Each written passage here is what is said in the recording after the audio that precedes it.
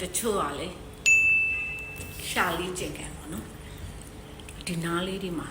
မိုင်းနေအရင်ဟိုပေါ့လိုင်းနေတအားများအဲ့ဒါဆိုရင်ငါတော့လက်ရောက်တယ်ကွာငါလည်းပြောင်းပြန်နေတာလားမသိ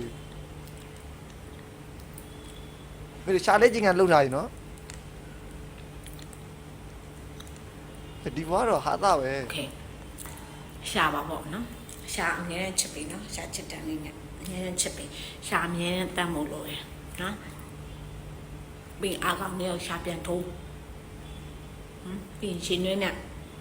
အကောင်ကျန်းကျန်းနဲ့မလားအကောင်ကျန်းကျန်းကြတယ်မလားရှုံမိန်းမရေကိုလည်းကိုတငယ်ချင်းကိုရစားတော့ကောမတိဟဲ့ဒီဘာလို့ကိုရစားရလဲပေါ့အဲ့လိုမျိုးတော့အကောင်ကျန်းကျန်းလို့မင်းတော့ဘာဖြစ်လို့ကိုရစားတာကဲကိုဘရင်ဆိုလို့ရှိရင်နော်ဘယ်လောက်များကျန်းလိုက်မလဲလို့ဟုတ်တယ်သူဘာလို့အကောင်ကျန်းကျန်းတာလဲကိုလည်းမသိအဲ့နဲ့ကိုမသိဘာလို့ကျန်းကျင်တာလဲဘာလို့ကျန်းကျင်တာလဲလို့မသိဆရာမကြီးရှိရောက်မှသိရ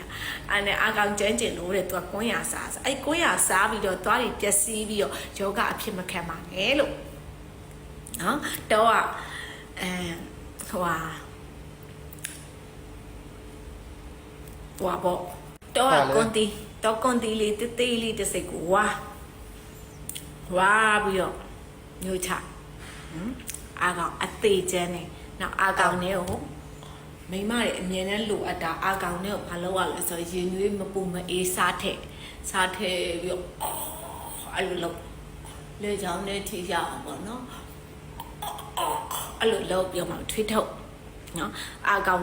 မကြက်ရင်ကြိုက်တယ်အတီးမတ်လို့ကြည့်နေတာဘာတွေပြောနေတာလဲနော်အာနဲ့တငယ်ချင်းကိုပြောပြဟဲ့ဒီကိုရည်စားနေရတော်ပြီးရက်လိုက်တော့ဆိုငါဆွဲသွားပြီတဲ့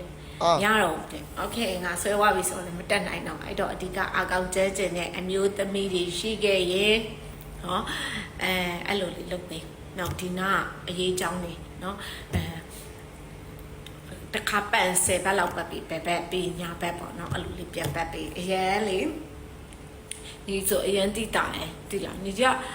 ဆရာမကြီးဟာပုံမှန်အောင်လုပ်ဖြစ်တာမဟုတ်ဘူးတိလားညီကပုံမှန်မလုပ်နောက်အဲ့ပတ်ကင်ဖြစ်တဲ့ဟာဆိုညီကပုံမှန်အောင်လုပ်လို့မရဘူးဆိုတော့ခွဲမွေးတယ်မိပါလေခွဲမွေးတဲ့မိပါလဲပါတယ်နောက်ဒီကြီးတော့ခရိုင်းတော့ तू ကဘာကိုပြောချင်တာလဲပထမဦးဆုံးကရှာလေးချင်းကန်ပြောတယ်ရှာလေးချင်းကန်ပြီးတော့အာကောင်ကျန်းအောင်တဲ့ကိုးစားဘာအတွက် तू ပြောပြနေမှကျွန်တော်မသိသေးဘူးခုဆီယမကြီးရှိတဲ့ရောက်သွားပြန်ပြီဘလို့ခေါ်လဲ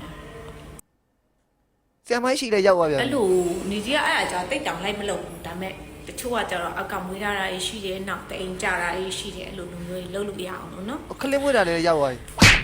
အဲ့လိုအသားရည်ပိုင်းလည်းပြီးရင်လေ့ကျင့်ခန်းဘယ်လောက်လုပ်ရင်မိုးချုပ်ပြီးရင်တကုံလုံးလို့ရှင်းလိမ့်တတ်တဲ့အကျင့်လုပ်ပါကျမ်းမာရေးအရာလို့ပြောအောင်လေဂျိုင်းပတ်စုံမနန်အောင်လေကျမ်းမာရေးအရာလို့ပြောအောင်လေငါရှာနေမကောင်းတော့ဘာရှိ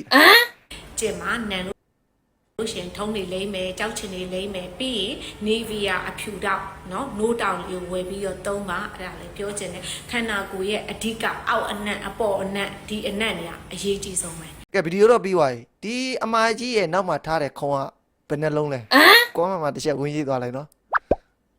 နှစ်ခါပြမကြည့်ရဘူး